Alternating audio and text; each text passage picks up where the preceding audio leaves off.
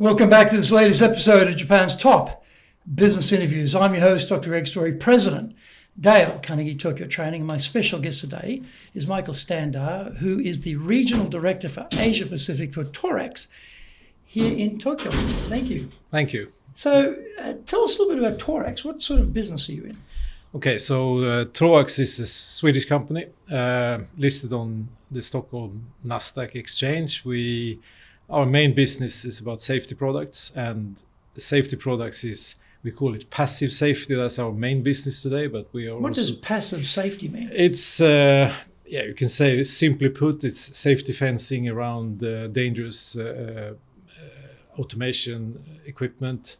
So mainly for factories? It's mainly for factories, but so it's grills and mesh and that type of thing? Yes. Yes, right. So we are producing this kind of mesh. I've worked in factories, so I've seen plenty of mesh and protection materials, and they're very important.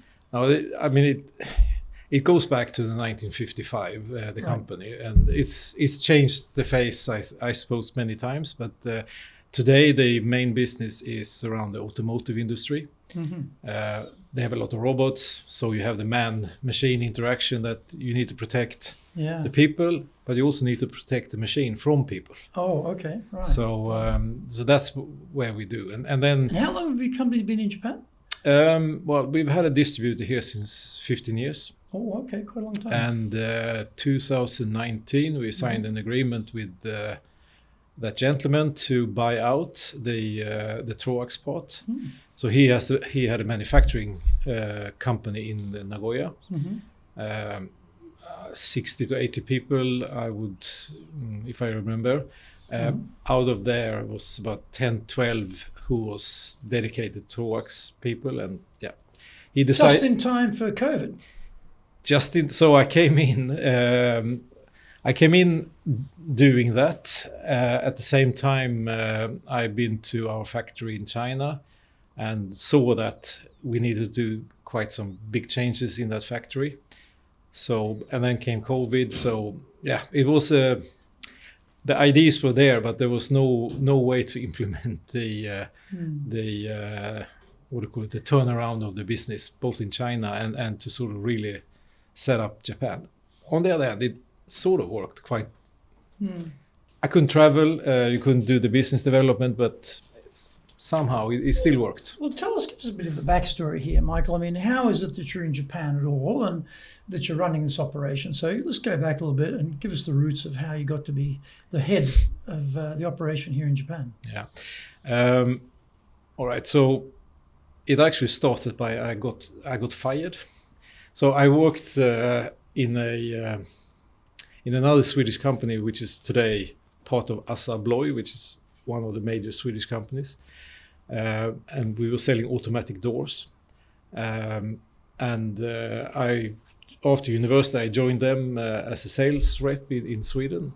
And after 2 years, the economy in 91 was really bad in Sweden. For those who know, it was a really tough time. There was no jobs. Yeah, really bad. So we had this sales meeting, and they said, 2 of you guys have to leave. I was the last in, and there was another guy who was close to retirement. So the 2 of us were the unfortunate, obvious choice. So I got fired before lunch, but in the afternoon, our CEO came to me and said, "Well, you speak English, don't you?" Yeah, I said, "Yeah, I speak some English."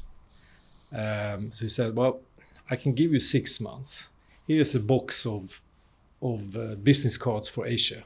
You try to do something about this." And we had some business in Korea and in Australia, but the rest was nothing. So I got a new job. I had 6 months to sort of turn that to something. And I got probably lucky. Very good success in Korea, Taiwan, also some success here in Japan. Then I kept that job for a couple of years. Was supposed to move then to Malaysia. But then I left. Then what happened was there was a internal, another guy on to take the job as the MD for our startup in Asia. So he got that job. I got another job as product manager back in Sweden, but actually I wanted to move to Malaysia, so I decided to leave that company. 6 months later, a related company called me and said, we have a project in Japan for 2 years. This was 95. Are you interested? I said, yeah, sounds interesting. Okay, let's meet tonight. And that was a Sunday. And 2 days later, I signed a contract. And Wow. and then, So then I came here for the why first is time. it that you were noticed that you had good English? Because maybe I'm meeting the wrong type of Swedes, but all the Swedes I ever meet, fantastic English, you know, like the level of English in Sweden, to me, as a foreigner, says, wow, everyone's super fluent. So, but why was it that your English was particularly good amongst what I imagine are a whole bunch of Swedes who speak pretty good English? Yeah, well, I did spend during high school, I spent a year in the US Ah, okay. as an exchange student. So I guess, yeah, that helped. It gave you a bit of an edge there. Yeah, right, okay. No, I would say I was fairly fluent, at least when I came back from the exchange program. So, yeah. And so you get that job. They sent you to Japan for 2 years. 2 years, yeah. And that's not the current Troax. That's not. No, it's a different company. Different company. Different company. So you spend the 2 years here, and then what happens? Yeah. Then, well, what happened was I got married during this. I got married, and we got a son, and they were not patient, and I made a lot of mistakes during these 2 years. It took us 18 months to really get going, but the last 6 months of these 2 years was we paid back 5 years of investment, I would say, in wow, Japan. So very successful. So it was really good, and the year after Japan was number one market for that company, or number one export market. But they had no patience.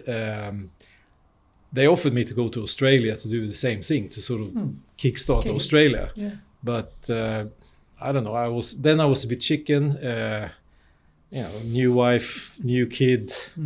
So that I decided it's safer to go back to Sweden, where I basically had a job waiting for me. So that's what happened. With a different company.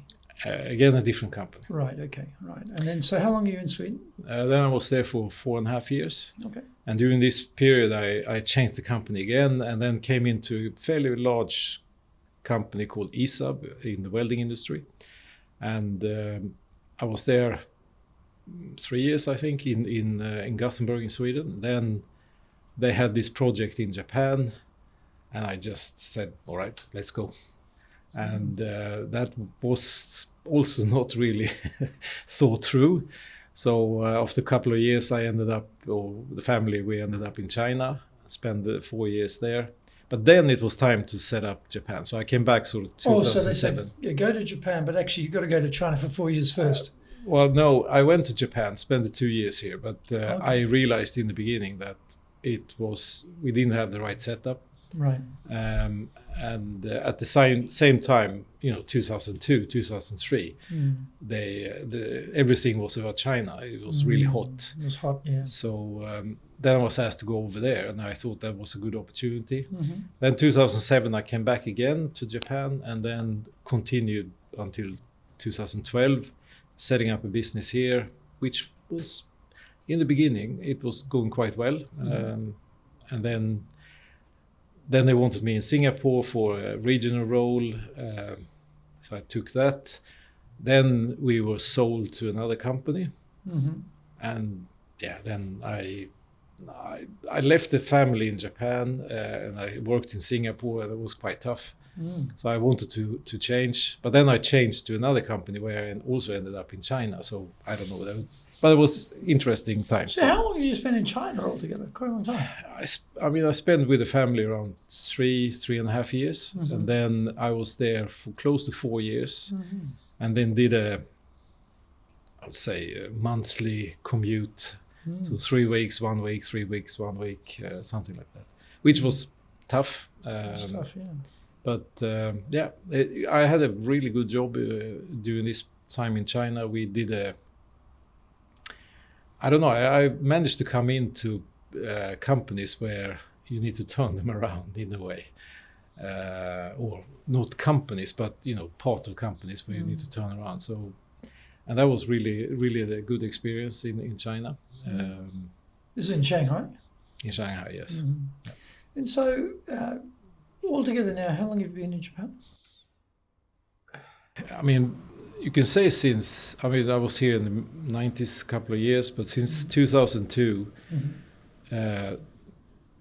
I've been sort of here, and the family's definitely been here, except then the 3.5 years in China. Then I worked in different countries, so yeah. So we think about when you first started leading in Japan, you didn't have any experience of leading in Japan, and then you start leading. What were some of the things you noticed that, oh, okay, this is easier than I thought, or this is harder than I thought, or this is different to what I expected, or this isn't going so well, or this is going really well? How are those early reactions to being a leader in Japan, leading a team of Japanese? Well, when I came in here first time, I didn't have any leading experience per se. I basically had a sales job, product management jobs, so I had no really experience of leading a team of adults. Anyway, I came into a very new situation for me. What I found was fascinating was the relationship bit here, which I think it's a blessing and a curse. And the blessing is once you build a relationship, once you have that, you can do many mistakes, but as long as the relationship is really solid, you can still do the business, which is, I think, and if I compare to other countries, it's unusual, I would say. It's also a curse because it means you have the connections, but to go outside the connections, I find that's very tough here. So as long as you stay in your comfort zone or within then things works really well. But new customer development, if I use that term, I don't say it doesn't exist, but it becomes very difficult here. It's like navigating in Tokyo, with the Chome and all that. So it's you think you come to the right place, but you haven't. So the whole point around new client development is a problem for everybody, including Japanese companies. So when we do sales training, often the companies are saying, look, our sales team are fantastic with existing clients. They really take care of them, fantastic. But we need more clients. Yeah. But they don't want to go and find more clients. They're hesitant to go and find people they don't know. They don't know how to find new clients. And so that is an issue.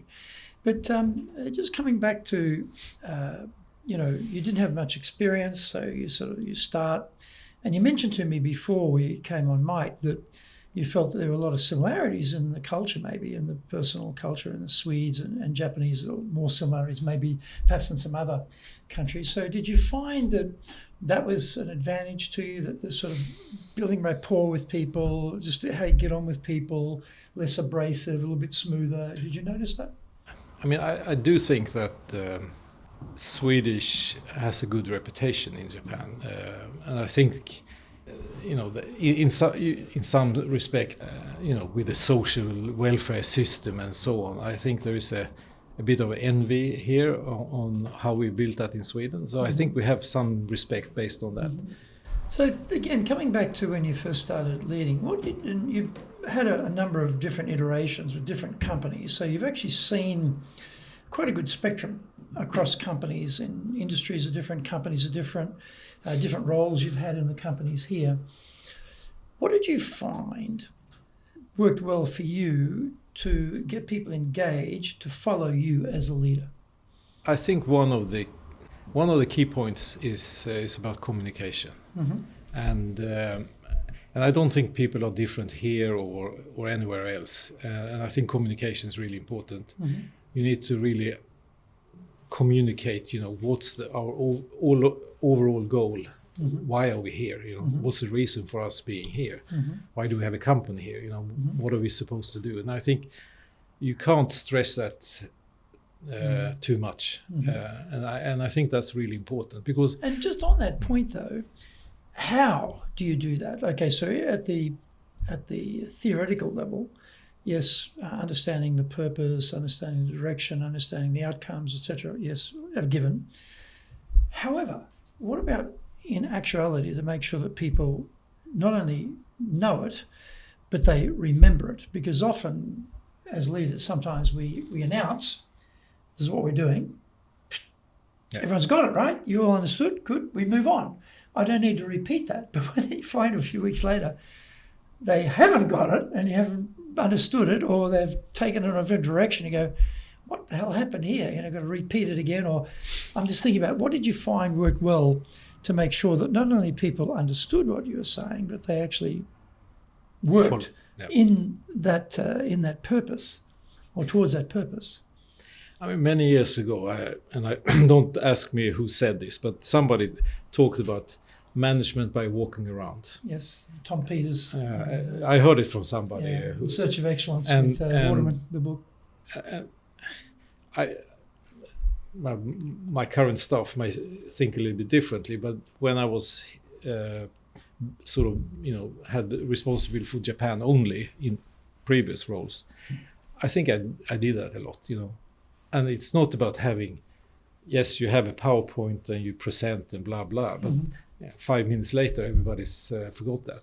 And I think after that, this is where this management by walking around comes in, where you actually, you have a coffee together, you sit on the Shinkansen, you sort of, you don't repeat the same message, but you repeat something similar to that message. So everybody... So you're reinforcing the reinforcing this. And you don't do, as far as I feel, I don't want to force it on people. It's more like you embed it in the conversation in a way. At least that works for me. If it works for others, it's hard to say. So apart from communication and having a clear message and making sure that people are absorbing it, what other things did you find worked well to get people engaged to follow you as a leader? I mean, the society is very rule-based. So what works well is you create, this is the sales procedure, or this is the procedure for this, and you sort of make like a manual or structure. You make a structure, exactly. And I think that works really well.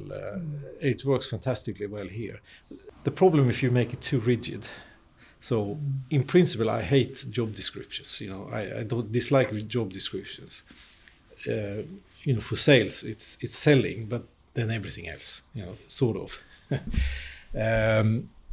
Because I think if you have and I think it's probably in every culture, but people tend to look into the job description and they sit in their box and they do a fantastic job, but then, how do you interact with you next? And that's, so again, it's, you have to be careful on this, but what works really well here is once you decide, now we go this way and these are the tools we're using to get to there, I think that implementation here works fantastic because people get engaged and they understand this. And it doesn't work that well in China, as a comment. By comparison? By comparison, because it sounds strange, but I find China is much more individualistic. It's me. Well, it's family-based, isn't it? Family-based, but it's a lot about me and.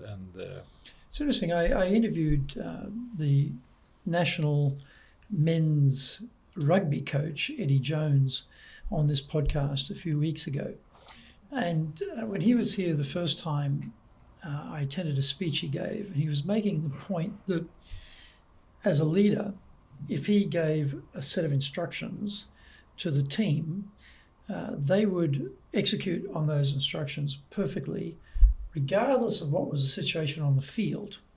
And his struggle was to get people to become accountable, take responsibility, and to make decisions based on what they see in front of them. So how did you find getting that balance between, okay, here's the manual without it becoming too rigid, but also have that flexibility built in there that they can take a decision, be held accountable for it, but also be rewarded for that accountability as well. How did you get around that balance that you talked about? I mean, the way I if somebody comes to me and say, this is the problem, I said, okay, what's your suggestion? And I think that's so, because I don't have the answer. But this is maybe not only for here. I think that's universal in a way, because sometimes people don't have the solution, but most of the times they've seen the problem and they thought, okay, how do I solve this? And maybe I'll do like this. And most people think like that. But okay, so when I get the problem and they ask me, what should we do? I always reply, what's your suggestion? And I think that works really well. You say it's universal, but I wonder whether it's universal, because for a lot of bosses, as you say, they go into command mode, oh, well, okay, this, and this, get out of my office, I'm busy. But what you're saying is don't go that path. You're saying get them engaged in the solution creation. And when that happens, what did you find? What was the benefit of getting them to come up with the solution compared to you just telling them, based on your experience and your knowledge, how to do it? What was the benefit there, did you find? I mean, the benefit is they feel much more engaged, and they feel ownership. I've done this, I've suggested this.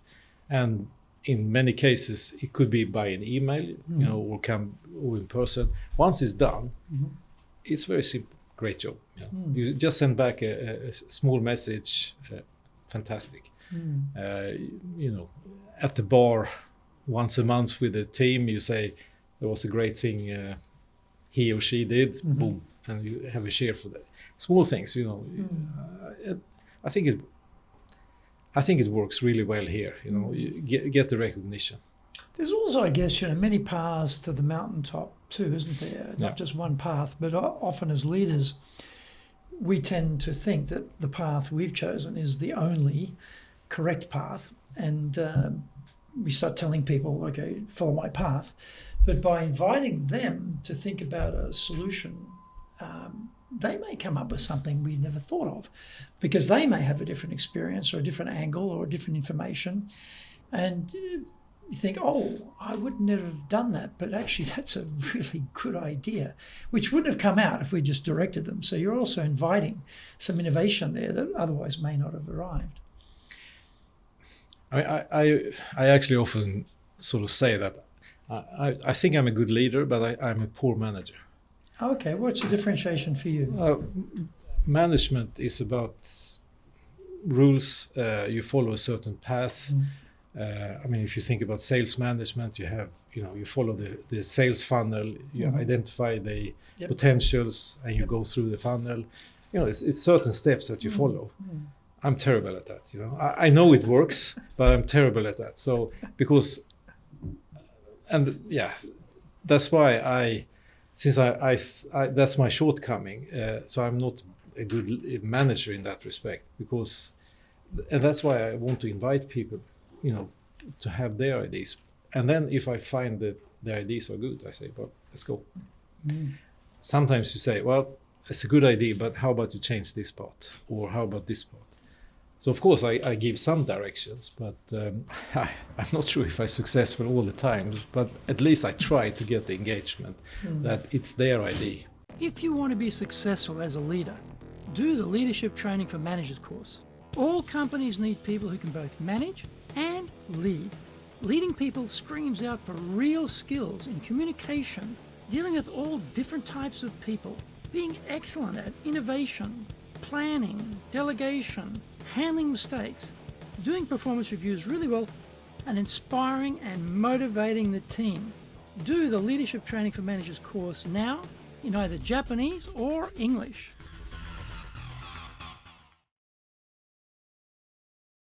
Are you doing business with Japan? Do you really know how things work?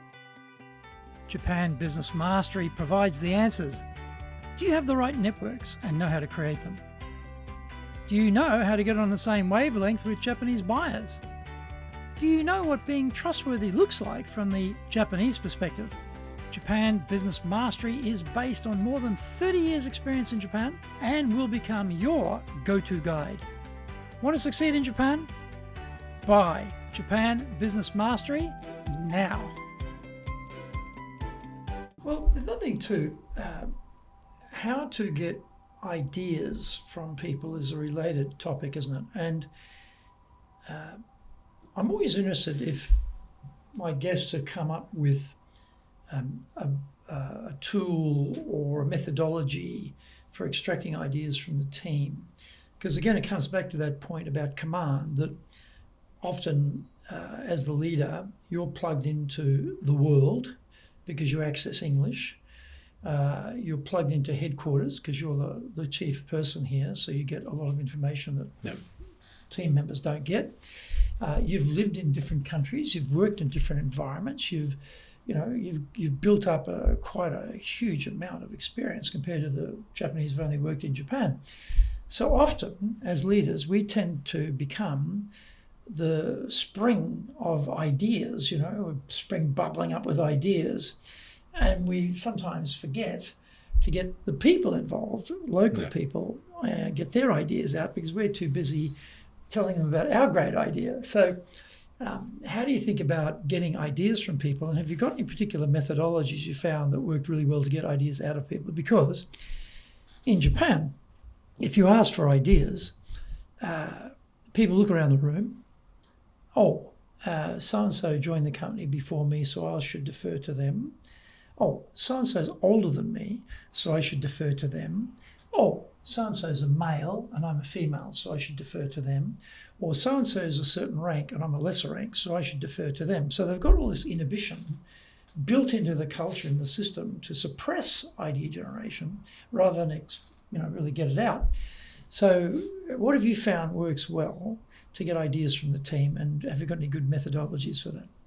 I don't think you get good suggestions when they are in a team. Mm-hmm. Okay. I think you have to do it individually, and I think that's where it works with this. You talk about the overall strategy, or this is the goal, or this is the reason why we're here.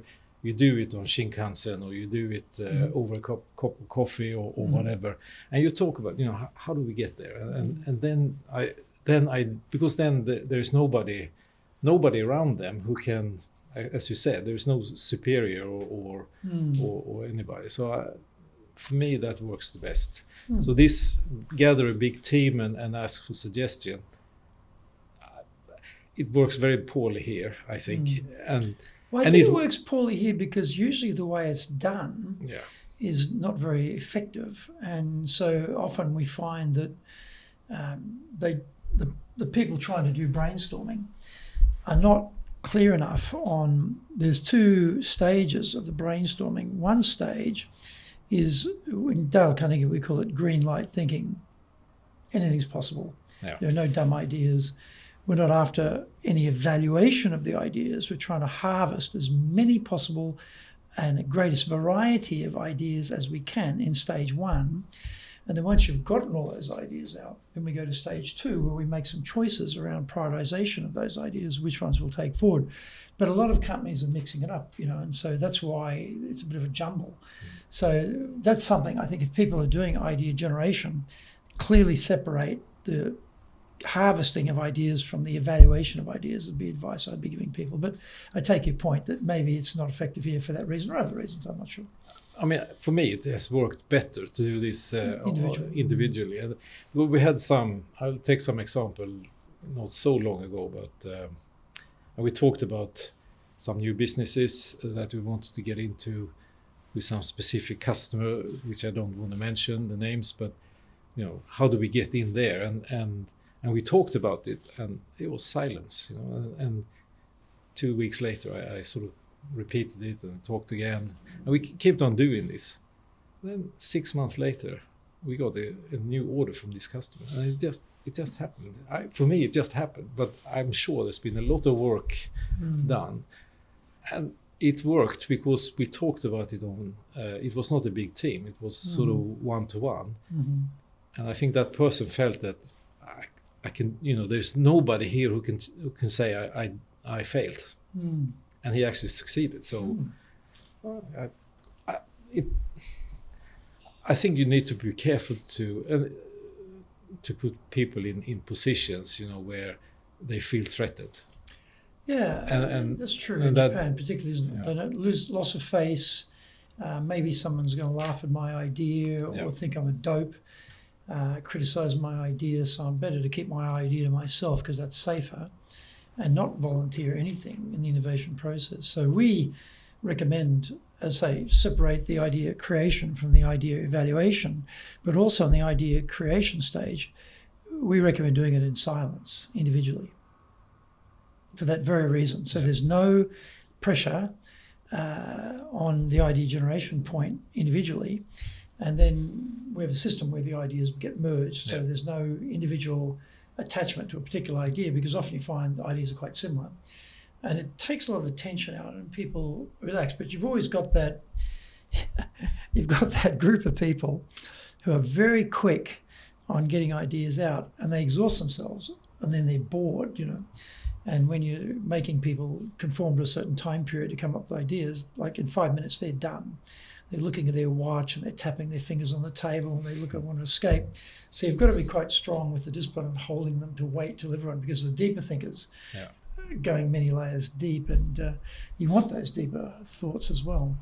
In terms of trust, now you've moved between companies, you've come into new companies, new operations here from outside, right? So when you're in the company and you grow up in the company, you become a leader, you're a known quantity, people know you, it's easier for them to deal with you. But when you sort of parachuted in from outside, hi, I'm your new boss, right?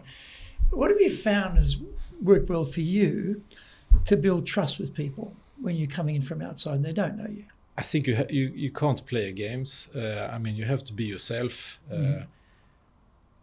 I've never really, for any country I've been to, I've never been to any of these cultural studies, if you like, where you're supposed to learn how to behave. Okay. I think it's common sense, and if you behave, people will see through you. So I think the best thing is to be yourself. And now, is that because you're coming from a background of having, at a young age, lived, I think it was America you said, was it? Yeah. States, right? So you're living in America, which is, I imagine, quite a different culture to Sweden, even though there's a lot of Swedes I know went to America, but still culturally very, very different. Multicultural country, huge population, different dynamic, super capitalism, a whole bunch of things going on there. So at a young age, you're exposed to that variety and had to adjust yourself. And then Sweden, I've never spent any time in Sweden. I've never even been to Sweden. I got as close as Finland and Denmark, but I'll get to Sweden one day. It's close enough. I'll get there one day. But I imagine also culturally, I feel that there's a harmonization in the culture there and respect for each other, and similar to Japan in many ways too. So you've got sort of cultural things going on in your background. You've got an experience in your background, which for you probably says, well, that's common sense. But I'm just wondering, for a lot of people who don't have that, maybe they don't have that common sense, and they come at it from maybe a bit more of a pushy, driver, crash or crash through type of approach. Particularly, they're given their have been given their marching orders from headquarters about, you've got to turn that around, you've got so much time, make it happen, get out there, go. And they turn up here, they're on fire, and blending in and taking their time isn't part of the deal. So that tends to create a lot of problems. So I'm just wondering, is that a fact of you, or is that a fact if you think of just leaders? What do you think? It's a difficult question. One of the things which made is a very simple thing, but it made some impression on me. This was back in the early 90s. I went to some sales training, and there was this guy, I forgot his name, but he talked about two kinds of salespeople: the crocodiles and the elephants. What guys? Crocodiles and elephants. Okay, interesting. I haven't heard this one. And Sounds good. The crocodile, no ears, big mouth. Ah, Just talking, didn't listen. Okay. Then you have the elephants, maybe not a small mouth, but compared to the ears, very small but big ears, big listener. And he said it depends on the situation, but in principle, don't go the crocodile way. You need to listen to people, and that was from a sales point of view, and I think that's my approach to sort of everything, is not imposing or not sort of telling people what to do, but rather listen what they think we should do, and then you mold it around. Of course, I try to steer it in the way I want it, or I think we should do it. But I think you need to be patient, and you need the elephant ears. You need to listen to other people, and I think is that a personal thing or something I learned? I think I can't say that, but it's something I apply to everything I do, and does it have to do with my stay in America or living in other countries?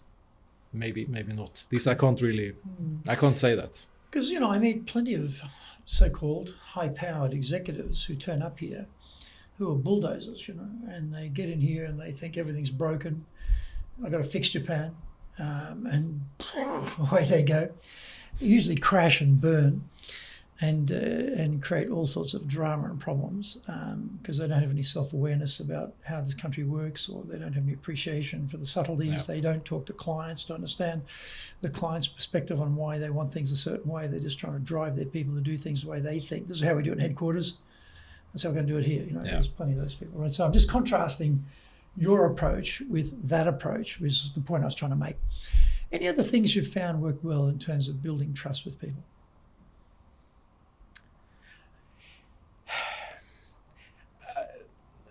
Yeah, well, nowadays do it much less. I don't know if it's because of COVID, but I mean, in the old days, and maybe because I was younger as well. But I mean, what I've said before, you need to listen, understand what is their concern and so on. So you understand and also understand their ideas, communication. And I think the one-to-one communication works really well here.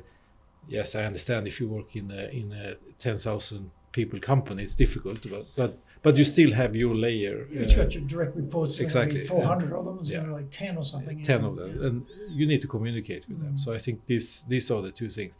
But then, at least not at least, but like people. You like people. You spend time in the evening, go for a drink, some chit chat, and you laugh, and not try to sit on any high horse. I'm the CEO. This doesn't work for me. So trying to be one of them. One of the guys in the warehouse. He's as important as me. We all contribute to the success of the company. So try being one of the team. Even though you're the leader and everybody knows that, but you try to behave as you're a pal, if you like. Yeah, and what about building a culture?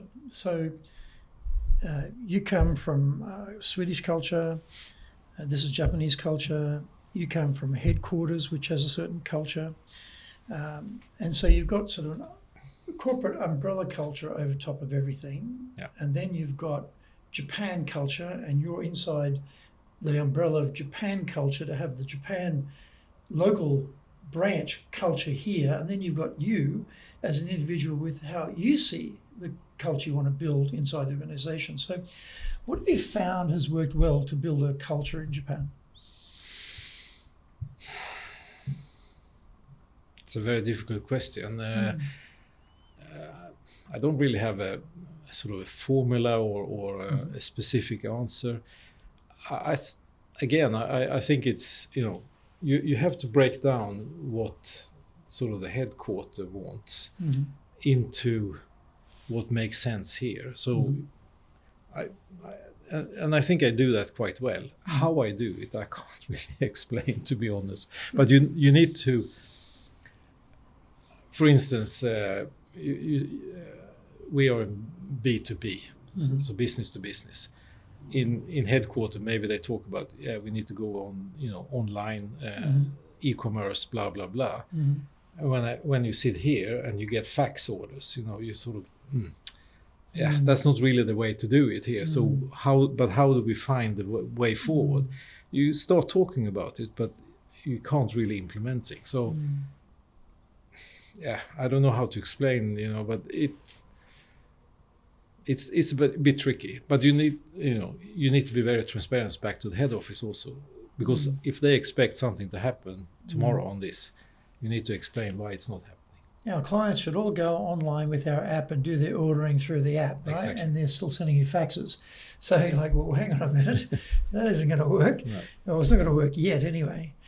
And in terms of like defining culture, like, vision, mission, values, all those sorts of things are part of that definition around purpose, direction.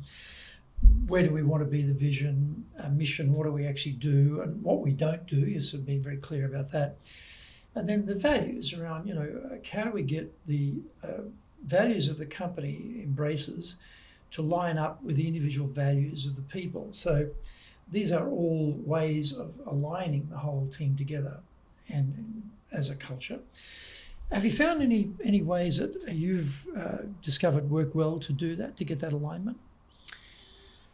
If you look at most corporates, mission, vision, and these statements, in some sense they are very similar. I think it's not a big difference. To get people to buy into that is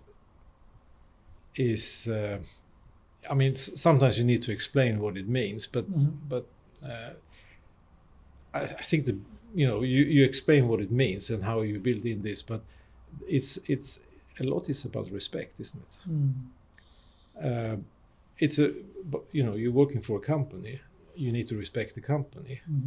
So I think and in order to respect the company, you probably need to respect the boss, and so on. So I think it's about respect, actually, because all these mission and vision statements, they are, as far as I've read, or the companies I worked with, there's a few words here and there, but sort of quite similar, I would say. Well, that's true, but I'm just thinking that in my experience with companies, that sort of stuff it's like Latin. No one speaks Latin anymore. But Latin's a written language. It's a dead language in a sense. And the same thing, that these words are dead because they're hidden behind a glass frame, hung on a wall, and people walk past it like they walk past the potted plant and take as much notice of it. It's not a living document. It's not something that the company is embracing as a driver of behaviour. And so when I for Shinsei Bank, I convinced my boss to send me to the Ritz-Carlton training school in Washington, D.C., because they had their 12 golden principles of customer service. And every day, I'm sure they still do it, in every property, because they got them all around the world in different shifts, every shift, they would go through all this stuff together as a team, the whole team. Yeah.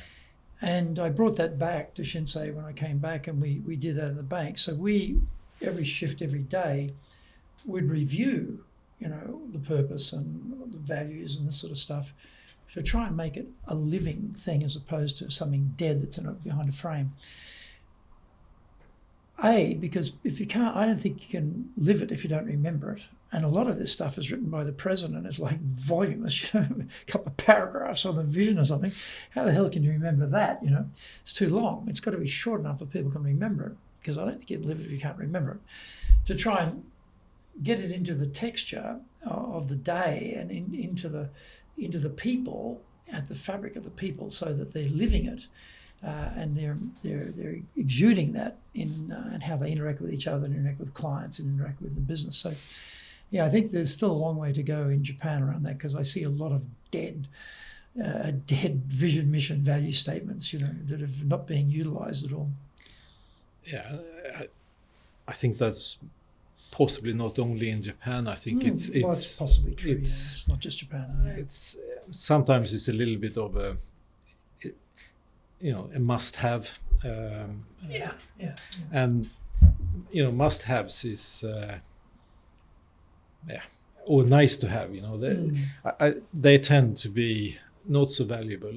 I think if you look at, for instance, the vision statements and you break it down into goals. What does it mean in terms of goals? So, for instance, our overall goal, because we are quite small still, both here and the whole region, is about growing the business, and of course, growth for any business is important. Because that gives confidence to all the stakeholders. So I think growth is. But anyway, so you break it down, and then you sort of use the breakdown and bring it back up there. But you can't. You can't impose it, right? I think. I've seen some of these, the 12 amendments, so to speak. I don't think, for me, it doesn't work to impose things on people.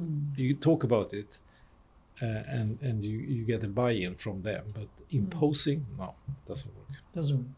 So, in terms of, if someone called you up and said, Michael, I've been given this job now, I'm coming to Japan, I'm to run the organisation in Japan, but Michael, I don't speak Japanese and I don't know Japan. What advice would you give me to be effective as a leader in Japan? What would you tell them? You have the golden 100 days, right? Golden 100 days, okay. Well, at least when you start a new position, you have 100 days to sort of start to understand what's going on. For instance, a new CEO comes in, he gets 100 days, then the board wants a result, some sort of result. Right. Plus minus 100 days. But I mean, if you come in new here, take your time to speak to people, speak to all the stakeholders, the staff, customers, suppliers, all of them, and build a picture before making decisions. And I think we all tend to rush into decisions, and especially from a Western point of view, we always run into decisions and then we change them, and but here you tend to study before you make the decision. I think that's wise. Not only because you're in Japan, I think it's wise in general, anywhere, but particularly here, especially because the culture is different, and you don't understand the language, you don't understand what's behind the scenes, so to speak. So take the time to really get the picture before making decisions, I think. There's also a tremendous amount of risk aversion in Japan too. So, when you come up with a strategy or an idea and you announce it to the team, you get bombarded with all the problems that your idea has actually got attached to it and why it won't work. And if you're used to being in charge, it seems like you've got a mutiny on your hands, like they're not supporting me, they're opposing me. Why are you arguing with me? Just do what I say, I'm the boss, So this sensitivity to understand that they're not doing that because they hate you. From their point of view, they're doing that to protect the business and to make sure that the decisions that are taken are the best possible decisions for the business to be successful, and that we should work our way through all the things, and I mean capital ALL here, all the things that go wrong first, which, when you're coming from a Western environment, fast action, game changer, breakthrough, and then slowing this thing down is like, we got to speed up. What are you slowing it down? Let's go faster. So you've got quite a different approach here. If you understand that, then you ride the wave. You realize, okay, well, now they're doing the due diligence, they're going to do the compliance checking, they're going to do all this stuff for me, which is great. I'm not going to wind up in jail, I'm not going to get fired, as opposed to they're opposing me and they're not supporting me and I've got to go harder with them or something. So our understanding of that is not there. Maybe if we're not, tuned up about Japan, and hopefully people are listening to this podcast so they learn this sort of stuff before they get here, so they don't make those mistakes. But what other things would you suggest to them? I mean, what I said before. I mean, take your time to really understand what's behind the scene. I also tend to, when you have a discussion or there is a problem, double check or triple check. Ask the same question 3 times, to really get the confirmation that you fully understood it, and don't do it in the same day. You do it a couple of days apart, or a week, or whatever, but get a confirmation that you really understood the problem. Because it's not about language, but it's just, we have different views on things. So therefore, the way you say one thing may mean something different. So that's why I think it's very wise to just not ask the same question, but you ask different question, but with the same topic, if you understand what I mean. So you try to enclose the problem, and then from there you make a proper decision. And often we're operating in English, and that's not their native language. So we are fluent, more fluent. We have a bigger vocabulary, so we can have a lot of subtlety and expression in how we're communicating the point. When I speak in Japanese, my vocabulary in Japanese is much more limited than my vocabulary in English.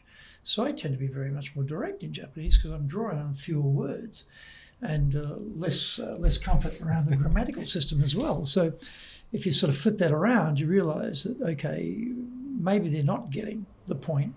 Maybe they're not understanding the nuance of what you just said. And you probably need to come back and just revisit that just to make sure that they've actually understood what you're saying, as opposed, because no one's going to say to you, I didn't understand you. They're going to just nod and smile, and you think, oh, that's good, they've got it, I'll move on, right? But they haven't got it at all, right? What else do you think would be some advice for people? Just a comment on that. Maybe that's one of my advantage, or an advantage of not being a native speaker, because I'm not. Yes. And maybe that works better in a way. At least I had that comment. I worked. Okay, now he was from Northern England, and I had hard time to understand him because of the dialect. Accent. But anyway, so I think in a way it works probably better because I also use much more simple language in English. Well, I find that too. If I'm speaking in Japanese with foreigners, I understand the Japanese perfectly. Very few words which I don't know, and very few complex grammatical structures that I can't understand. But when I find the NHK News every night, I watch it every night, the most difficult program to watch because it will go through completely different segments of content with completely different language sets and vocabulary sets that go with that. And I always have it so that the kanji are coming up on screen so I can read it as well as listening so I can get the comprehension. And, one segment, I understand what they're talking about. Next segment, I haven't got a damn clue what the hell they're talking about. What are they talking about here? I can't read any of those kanji. I don't know any of those words. They've lost me. So you think, you've been here, I've been here 39 years, so you've been here 39 years, you can't even follow the nightly news. What's wrong with you, But it is one of the most complex programs, whereas one of these game shows or, so-called variety shows, pretty easy. So, yes, language is one thing. In terms of should they learn Japanese? What do you think about that? My Japanese is extremely poor. I think it's sort of worked for me, not using Japanese at all in business.